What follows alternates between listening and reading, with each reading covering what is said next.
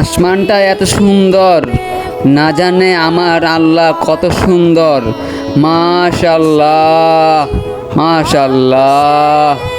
শুক্রিয়া আল্লাহর কাছে, ওই আল্লাহর কাছে আমরা শুক্রিয়া জানাই।